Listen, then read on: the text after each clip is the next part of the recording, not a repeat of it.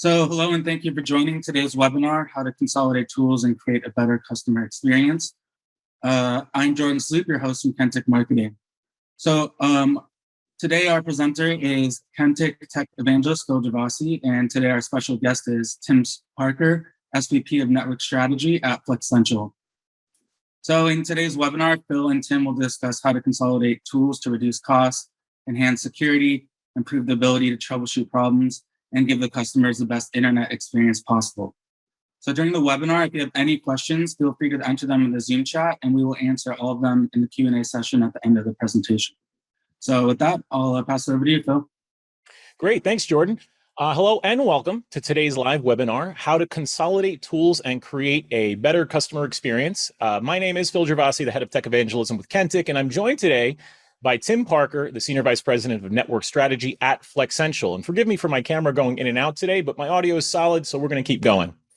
So the reason that we invited Tim to speak with us today is because of the great success that Flexential had recently, moving to Kentik as their primary visibility platform. Now, they were able to consolidate several visibility tools into one solution. That's really cool in and of itself, but they were also able to provide their customers with a better view of their own traffic.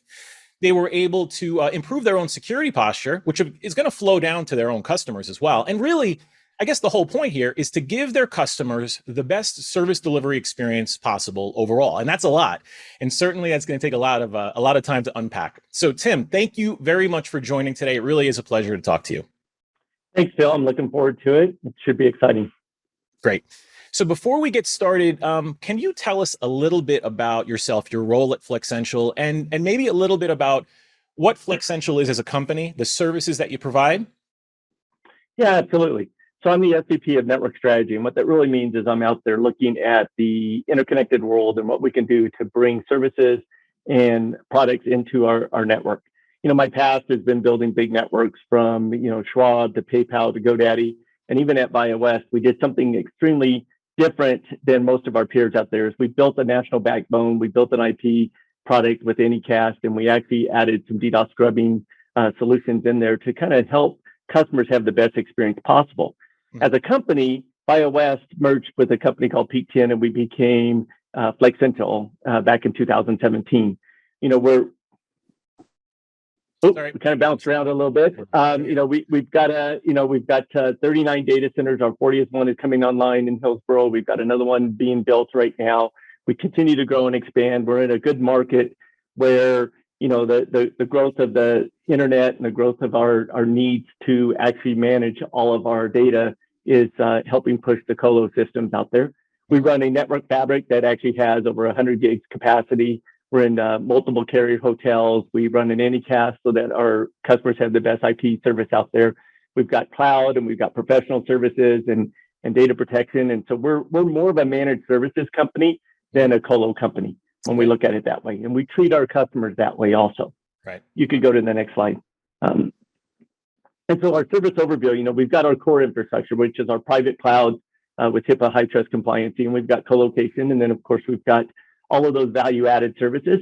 And interconnection, while we call it value-added services, is a large part of our business because of our backbone, because of our IP, because of all the cloud fabric and connectivity to the hyperscalers. And that hybrid solution nowadays is critical to businesses and our customers out there. So we really put a lot of focus on that, and that's where Kentik comes into play. Okay. You can go to the next slide. And then, we like to say we're driving that connected world. So one of the things that we actually do, if you look at it, you can see the routes out there. They change and shift all the time. We're always looking at the best possible physical routes and the lowest latency routes. We run a tier 1 stack for our network POPs. We're on all the major carrier hotels so that we're actually out there where traffic's being originated. We manage that. We actually have connectivity to multiple subsea cables in several of our data centers. So we're managing that also, and we're working with customers. And our goal is to help customers have that easy button to manage their connectivity and their internet so they can focus on their business. And we really kind of take that solution-oriented approach where we're really helping them be, the best they possibly can be. And it's a complex world. So as we can take that at least that network complexity off of their shoulders, they can go focus on the application and helping their customers themselves. Great. Well, thank you. And we're glad to have you as a customer. Great. So before we get into our conversation, I do want to spend a couple minutes talking about who Kentik is, very, very briefly, but really focused on the problems that we've been trying to solve over the last few years. And it all centers around one thing. I'm going to go to my slide now, legacy visibility. Now, this is a term that maybe you haven't heard. We like to use it. Maybe you call it traditional network visibility. And really, that's it comes down to all of the stuff that we're used to as far as telemetry that we collect into our really awesome visibility tools, so we can see cool, pretty charts, graphs, and tables, and all that kind of stuff. So traditional visibility, like flow data and SNMP information, streaming, IPFix, all that stuff, GCP system logs, VPC flow logs, all that stuff comes into our system. But what happens, what we've seen in the industry, that it lends itself to a variety of point solutions. Maybe that's not a problem, but what happens is that is a direct impact on the way that you can correlate information, all those data points with each other. It also lends itself to a network operations problem. So you have data, and we love data. We want more data, but we have data without the ability to understand how things are related. So it's the difference between seeing more data and understanding how it all relates together. The other thing is that traditional or legacy visibility is typically, normally, passive in nature. And that's not a bad thing. But passive telemetry, like flow, for example, is stuff that already happened on the network. Now, it may have just happened, as in a moment ago, but it's nevertheless past, and it's generated by user traffic or any other type of production traffic, machine-to-machine traffic. So when you're looking at why something is not working right on your network, you're getting a notification because somebody's having a problem. So we want to get away from that. All of this lends to manual forecasting, manual cost analysis, manual root cause analysis. This is slow, it's tedious, it's error prone. So now what we do at Kentik is something called network observability. You may have heard the term observability, especially from the DevOps community, application folks. We have a network-centric approach where we're looking at all that telemetry and applying those same observability concepts and workflows to network telemetry. So we are focused on gathering all that telemetry, as we were talking about. The foundation of observability is that legacy visibility. It's the foundation. So we're going to gather as much as we can, diverse telemetry.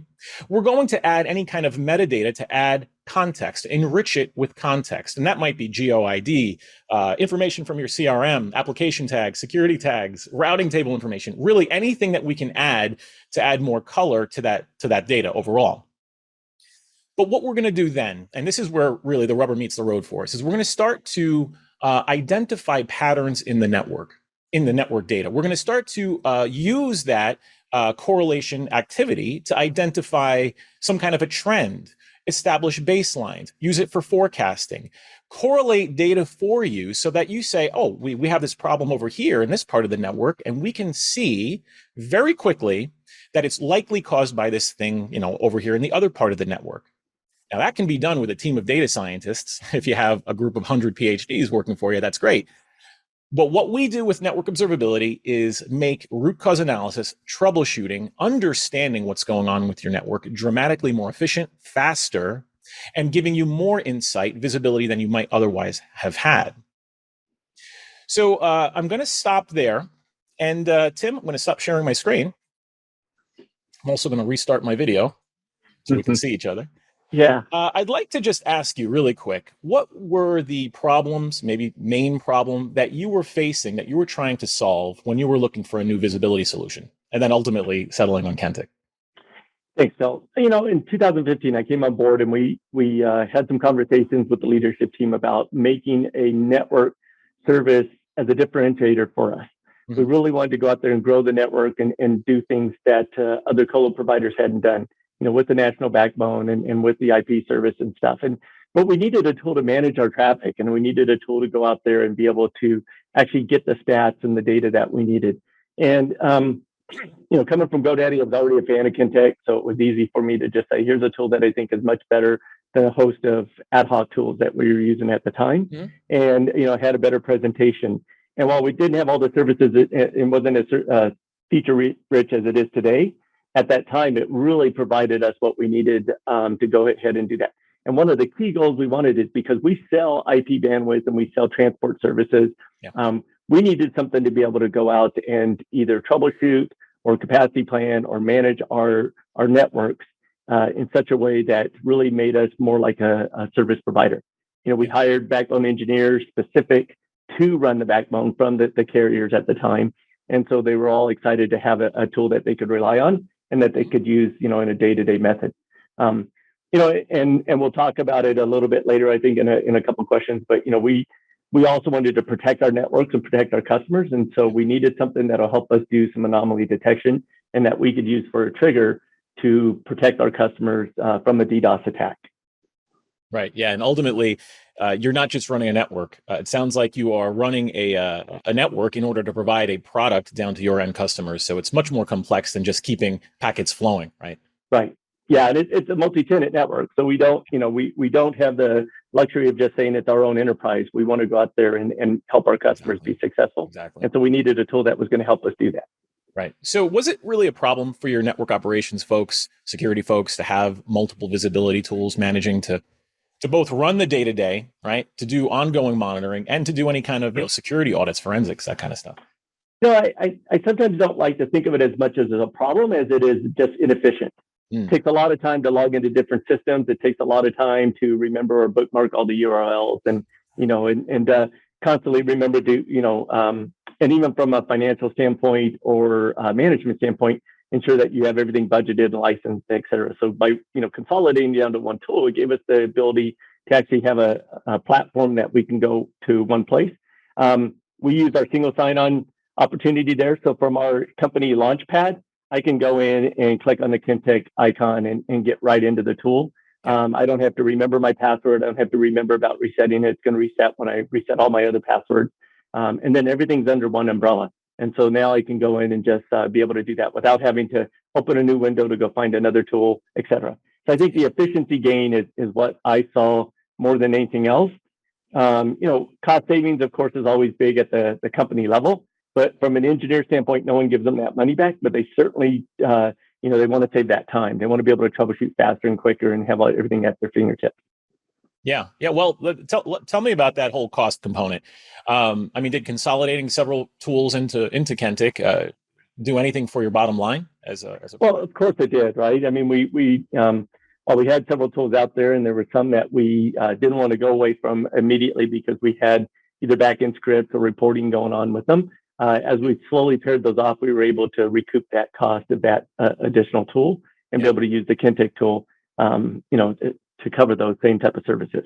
Yeah, of course, all of that presupposes that the various functionality that you needed and that were existing in multiple tools can be found in one tool. That's correct. Right. And and as I mentioned earlier, in 2015, it didn't have quite the feature-rich services it does now, but now it solves all of our needs.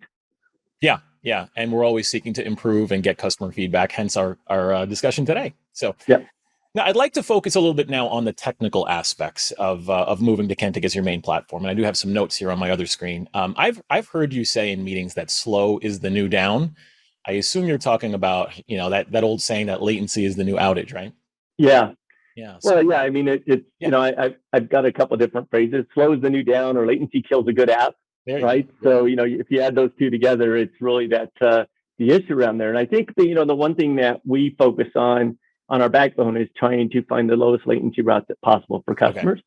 But when you go to slow as a new down, and we're all, we all do this. You try to log into a site and it's slow. And first thing comes to mind is, oh man, it's down, or the network's down, right? Or even just slow. And I think the problem we have for a lot of our customers, which we used to talk about this at both GoDaddy and PayPal, was that we're the stewards of their applications. We're the ones that are helping their business be successful. And so we've got to ensure that they have a network that they can rely on that's going to be fast and reliable. And so if it's slow, a customer may decide that they're going to come back later.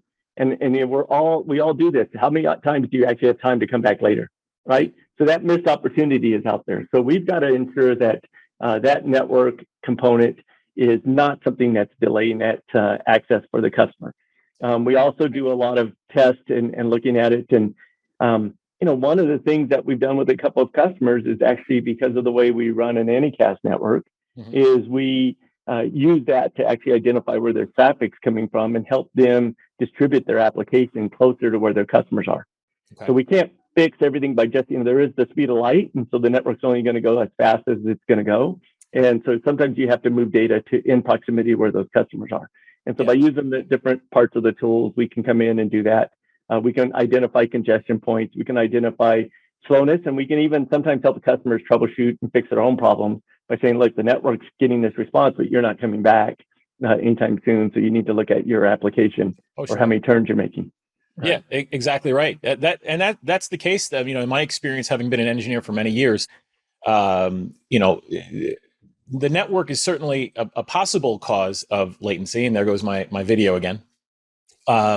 But there's an entire realm of possibilities of things that slow down traffic, like you were saying, server turns or overutilized VMs sitting in AWS, or really poorly written applications.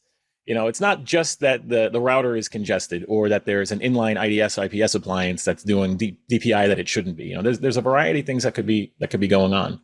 Yeah. So I'm going to kill my video, I guess, permanently now. I'm going to share my screen again because I do want to talk about this a little bit more. You mentioned tests, Tim. So I'm assuming you're talking about our synthetic tests. And I know, just having spoken with you and met with you, that you're using specifically our IP test. So let me share my screen and talk about that a little bit. This is the difference of passive and proactive telemetry that I was talking about earlier in the beginning of our webinar. Mm-hmm. Passive telemetry being flows, streaming, SNMP, IPFix. You can see the whole list there, VPC, flow logs. There's a lot more. That's just a quick snapshot. Now, this is not an either or. We want passive plus proactive, keeping in mind that all that passive telemetry is what's happening on your network, just now, the existential past, right? So, or the existential present, we're never quite in the present. Whatever you're looking at just happened. And ultimately being generated by user data, production traffic. We want to know what's going on with the network apart from that. And that's where Kentik synthetic tests come in. See, proactive telemetry doesn't rely on user-generated traffic, production traffic. It is artificially generated. And then therefore, you can create any kind of test you want, and you can test anything you want. Now, in this case with Flexential, we're going to look at things like availability, right? Points of presence. We're going to look at jitter. We're going to look at loss, packet loss, latency. You mentioned is a very important one. And those are the kind of things that we're going to look at. So if I go to my next slide here, you'll see that Kentik Synthetics operates from a global network of agents or private agents as well. So you can use the Kentik public agents.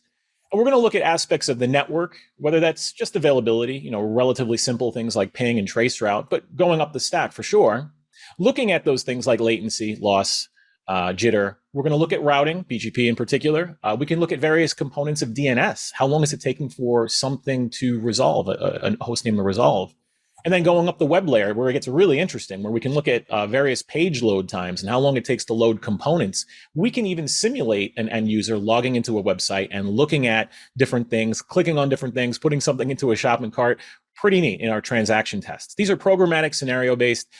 But we don't, like I said, it's not an either or. We don't want to look at one or the other. They go together. So what we do is we correlate the results of synthetic tests with our passive information, flow data, SNMP, to get deep path visualization. So you're getting something really special here. It's historical, used for ongoing monitoring, but also real time in the sense that you're troubleshooting something happening right now. What's going on? What's not on the screen is that it's proactive in the sense that you can also test changes before you deploy them. What's the DNS lookup time in this new deployment of DNS servers in Route 53 or wherever you're putting them, right? And test that prior to sending your users there. And we integrate all that with our full network context. So what I'm going to do now is swing my Kentik portal over. Tim, you can see that? Yeah. Very good. And I'm in Kentik's Network Explorer here. And you can see that we have a variety of information like flow information. We have information from our cloud resources. On the right here, we have information about our synthetic capacity plan and connectivity cost. I'm concerned right now with showing you the synthetics solution. So we'll click on the menu and go to the synthetics dashboard. Now, as this loads, what you're going to see is a quick readout of all of our different alerts that we're getting in the system. And so here along the top, you're going to see our incident log with individual time slices and all of the alerts that were fired during that particular time slice. So I'm hovering over this one here, right? And then down here on the bottom, you can see these are all the alerts, the different types of tests that sent some sort of alert based on whatever it was at that time. And then you can drill down from there. These are all clickable. If I scroll all the way down, you can see you can put any kind of test you want on the system. So let's take a look here specifically at the IP test. I'm going to go to the test control center. And here, this is in our system where all our tests are located. On the right here under filters, you can see all the variety of tests, which I'm not going to get into today, but Flexential, as we know, Tim mentioned, uses the IP address test among others. So we'll click on that. Now I have set up here a simple test. We'll click on that.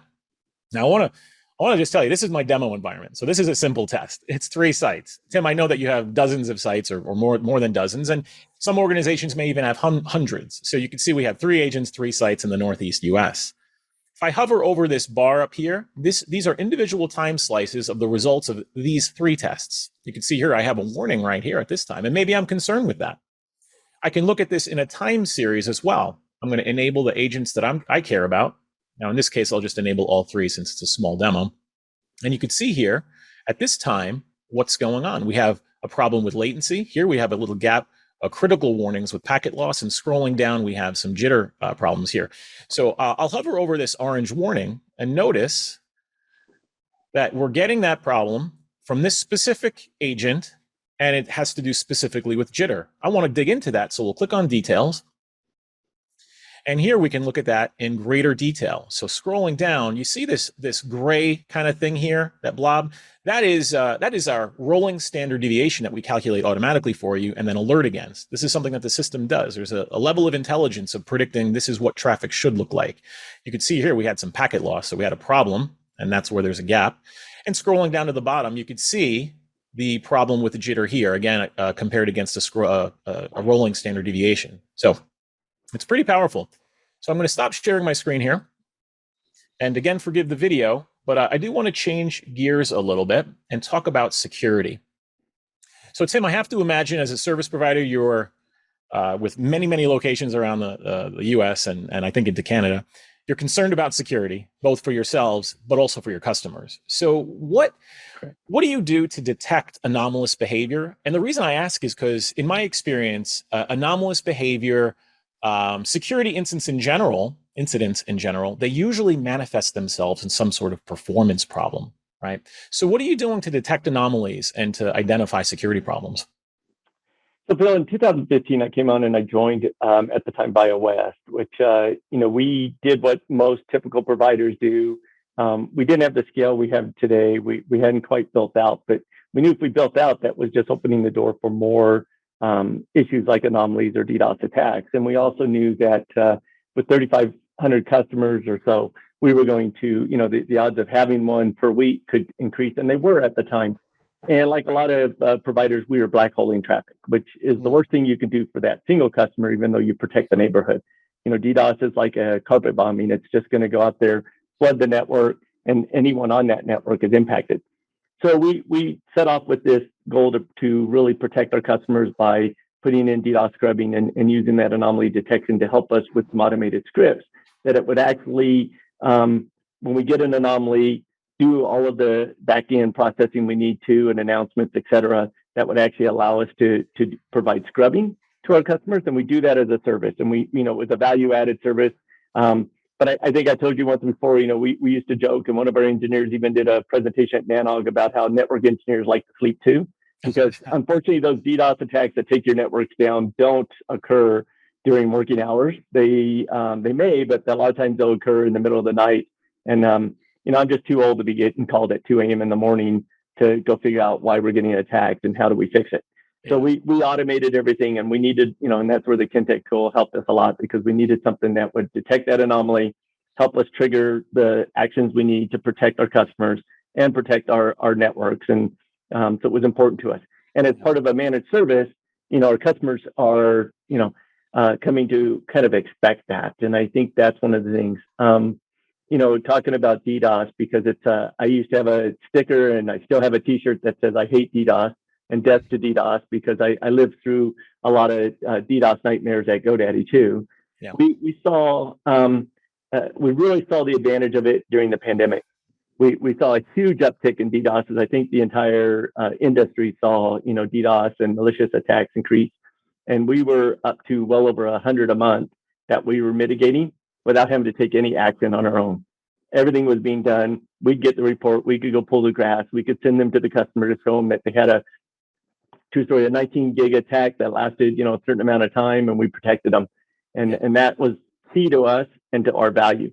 Now we're we're seeing a different pattern now. Now we see less attacks, but they're much, much larger. You know, it's not uncommon to get excess of 50 terabit type attacks come in. And, you know, we have to go ahead and I'm sorry, 50 gigabit type of attacks and manage that, right? They're constant out there. And so we needed the ability to do all of that, and we do. And Kentik's been a great tool to help us do that. But it's also that tool to go back to the customer and explain where and why and what's happening. Yeah. So both internal security, making that more robust, and also for the product that you can give to your customers down. That's really awesome. I do have to disagree with you on one point. I think as network engineers, we are creatures of the night. So getting woken up I'm already awake at 2 a.m. in the middle of cutover. And I've been in those 30-hour cutovers because, or those 30-hour change windows where things are going haywire, or a security incident where we're trying to get everything back up. So it is nuts to be able to have the deep visualization into it and automate some kind of mitigation workflows. Super powerful, something that I didn't have available to me 15 years ago. Yeah. So, well, I'm giving your number to our doc to call you anytime we have a problem, and you can go help them pull anything they need. Great. So let me share another screen and do a very, very short demo here. Again, let's hit the old share button and talk about Kentik's DDoS Defense platform. So what we do in our detection and mitigation workflows, ultimately we base everything on flows, like most folks do, and we already have that coming into the system. But that's not really the point. We have the flow data that we're already collecting. But then what we're doing remember, we're using network observability here, using whatever statistical analysis and machine learning models and algorithms to detect patterns and trends compared to known predefined DDoS vectors, policies, whatever they happen to be. We have threat feeds that we pull into the system as well.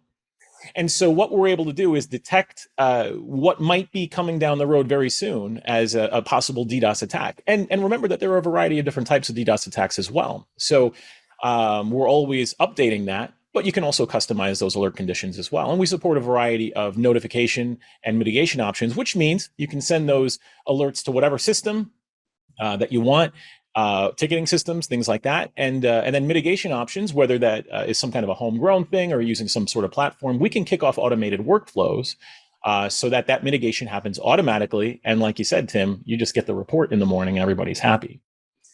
So I'm going to grab my window again, and we are back in the Network Explorer. This time I'm going to go to the menu, and under the Protect menu here, you see we have DDoS Defense. So let's select that. Now, this is a demo environment. Notice that there isn't a tremendous amount of traffic. We have one active mitigation, 44 attacks in the last hour. In a larger network, you can imagine that this number would be significantly higher. And these bar graphs here represent what's going on as far as active and new attacks. And you can see very quickly, these are all snapshots, the destination IPs in the last day, packets, and unique source IPs. Now, these down here are the specific attacks within the last 24 hours. Notice that we have ICMP flood attacks. These are the attacks that we are noticing based on our own definitions. Scrolling down, you'll see some other ones. So here's a non-reflective DNS flood attack. So really interesting stuff. This is just our snapshot screen. So let's click on one. If you open up this particular attack, which was cleared, it's in a cleared state now, you start to get a little bit more information here. And all those metrics and alarms, that's all here for you. But now you can start to troubleshoot and do some sort of post-mortem forensics. Hopefully it's post-mortem because it was mitigated, right? And it's not active like we're trying to solve it now. But you get your traffic summary, the stuff that we care about. What's the volume of this attack? Where is it attacking? What are the source IPs, the destination IPs, maybe the source ports and things like that.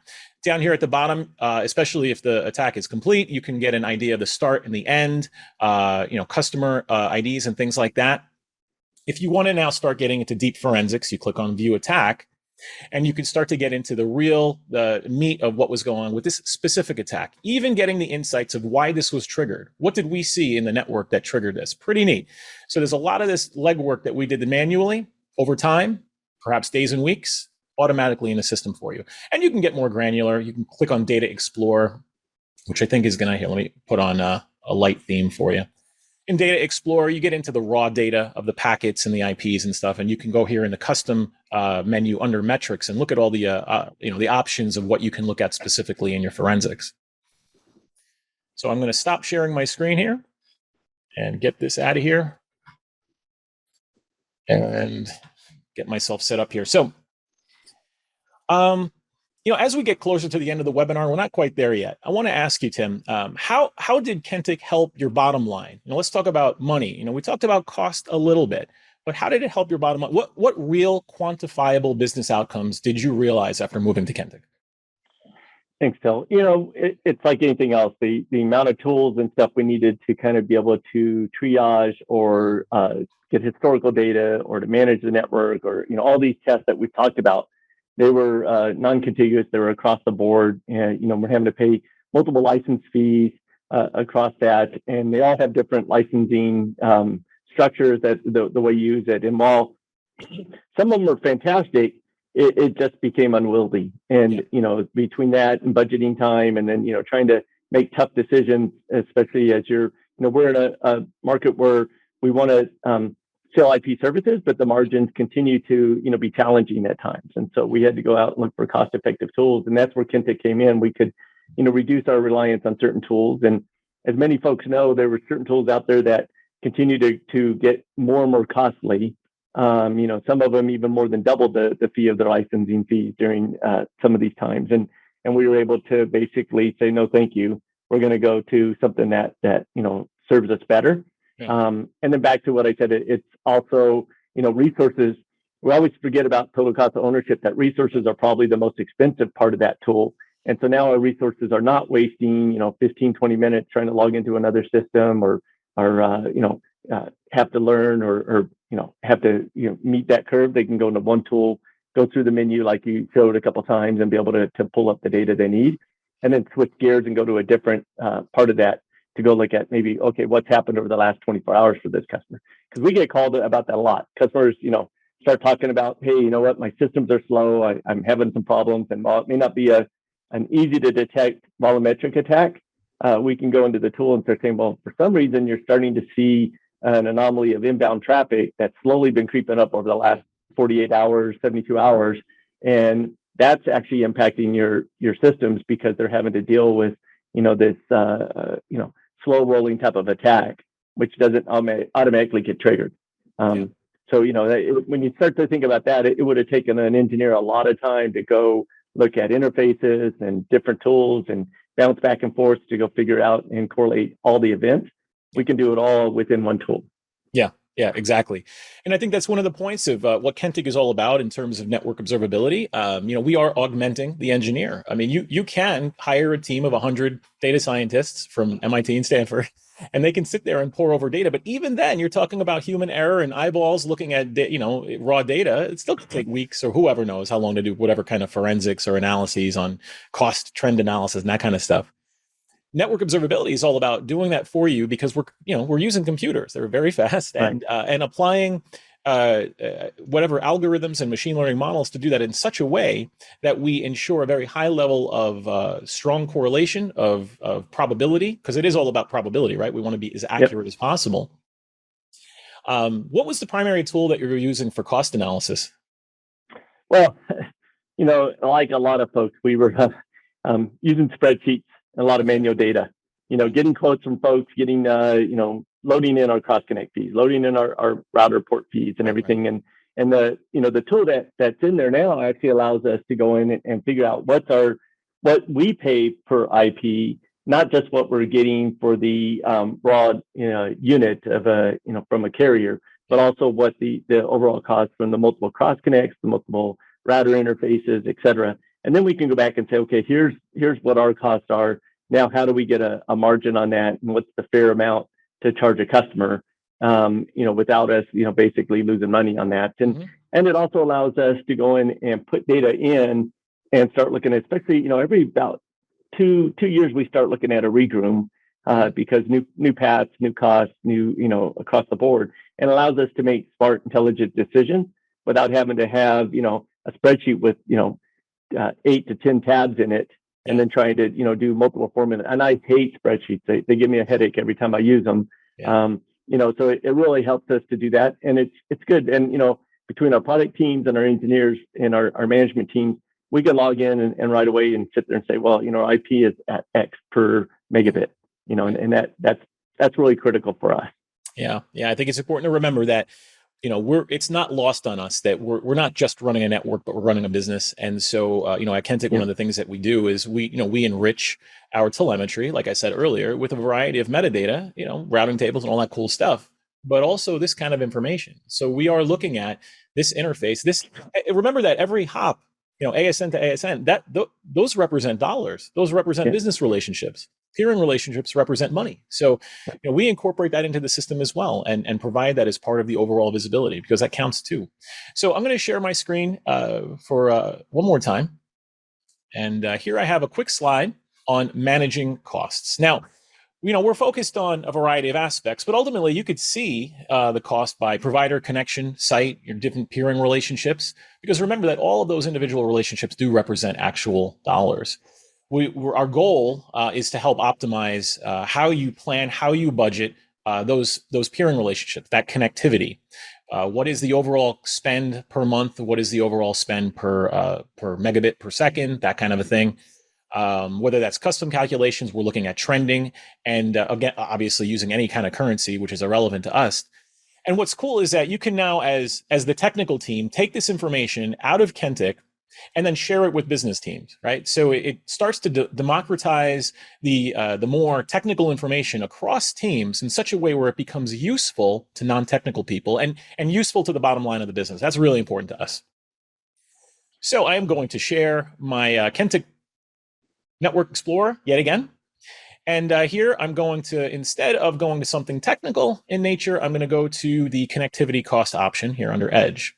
Now, clicking on here right away, you can see our pretty graphs with multiple colors, but they represent really great information. The estimated cost, our cost per megabit. You could see the trending little icons there. Green is good. Green means we're trending down in cost. And over here, you can change your time frame to look at individual months. You can configure new providers. You can even configure invoices and contracts into the system.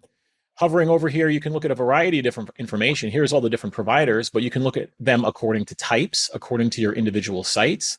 And scrolling down, I'm going to skip this here because I really like this at the bottom. Notice that the individual sites we can, this is a demo environment, so some of the numbers and the amount of traffic is a little wonky, but you can look at the trend analysis that we're getting here. We're looking at this in the data, what is happening over time, and there are alerts that we could say, hey, you're starting to creep up in this particular area, in this particular site, for no particular reason. So these are things that we're able to offer as a I'm not going to say as a value add, because it's part and parcel of everything that we do at Kentik. So I'll stop sharing my screen here. And look, we have video again. All right, I'll get back. Yeah, something going on with the camera today, or maybe Zoom, not sure. But I want to ask you one last question as we wrap up now. We've been focused on cost for the last minute, took a look at the cost connectivity menu there. As we wrap up today, and before we get into any attendee questions, which is coming up shortly, how would you say that moving to Kentik affected the actual product that you were able to deliver to your customers? I know there's technical components that we've covered. There's the business outcomes and the cost component that we covered. We looked at security as well. And you mentioned more than once that you're not just running a network, you're offering a specific service, a product, a widget in virtual form to your customer. How has moving to Kentik helped you in that? Yeah, Phil, we take a lot of pride in our network uptime and our network stability and providing a superior product. Mm-hmm. We have a blend of three main carriers, so it's important that we're managing and measuring them at all times. Yep. We have a backbone that we constantly look at and regroom, and so to make sure that we're providing that premium product to our customers, they demand uptime and they demand low latency and high reliability and scalability. And that's where Kentik comes in. It gives us the ability to, anywhere from cost to capacity planning to troubleshooting to measuring day-to-day anomalies that are going on. Right. And without a tool to do that, you're really just being reactive to a customer calling you and saying, my network is down, which is just, maybe it's slow. And so now we can be much more proactive. We can fix things. We can see things. We can go back to the customer and show them, hey, look, here's when the anomaly occurred. Here's when you started to see issues or latency. Here's some things that we can do to help you have a better experience. And it's all about the customer experience. Yeah. If the customers aren't satisfied, and as we talked about, they may not come back, and we need to make sure that we're there. And we're, And we take a lot of pride also in saying that we're not going to be the cheapest network out there. That's not our goal. Our goal is to be the most reliable network that our customers have. And it's like anything else. You can always find something cheaper, but doesn't mean you're going to find something better. And we like to take a lot of pride in that. We hired, I think I mentioned earlier, we hired backbone engineers from the carriers, and those guys take a lot of pride in what they've built, and they want to make sure that we're continually to have a highly superior product to most of our competitors. Yeah, great. Yeah. One of the things that you mentioned about stability and quality, I remember being an engineer for many years, both internal IT and working with customers myself. And the number one thing that folks wanted, it wasn't just more features on their core router.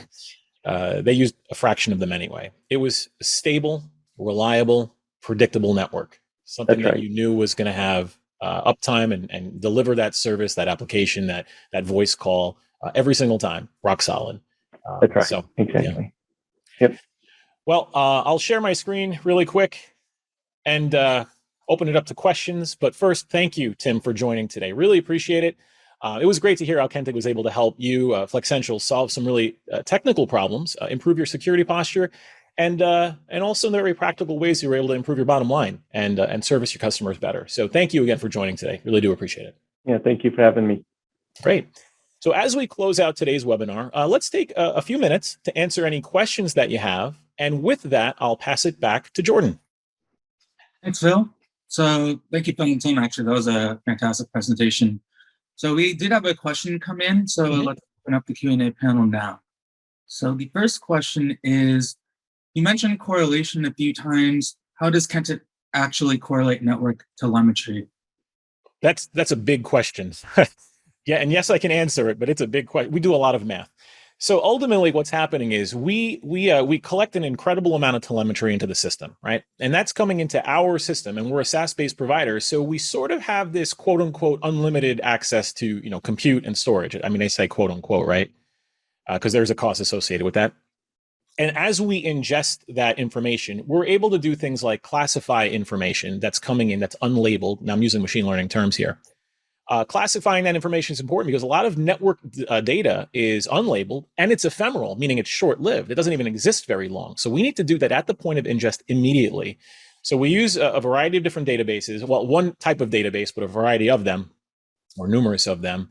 And as that's coming in, we also want to group that information so that information that is unlabeled generally, so that now we have a group of objects represented by one object. So that allows us to then query the database quicker, so we're more efficient and we can do things in like more real time, right? Then what we're doing is we're using a variety of statistical analysis methods and algorithms. I say variety, it's a small variety because there's some that work better than others, along with maybe time series models and that kind of thing. That's a whole family of models. To then organize, to forecast, to predict data. We're looking for patterns in the network telemetry. So then we could say, hey, this is trending this way, and it's related to this particular thing in the network. So if you can imagine, right, you have two data centers, and you swing your BGP peers from one data center to the other data center, and then all of a sudden your DNS lookup times get hosed. Well, why is that? They should be unrelated. Well, you can look at that over the course of a week, 2 weeks, and eventually figure it out. I've been there. Or the system that's ingesting that information is going to be able to correlate that. That's short-lived traffic too, because you just swung that peer.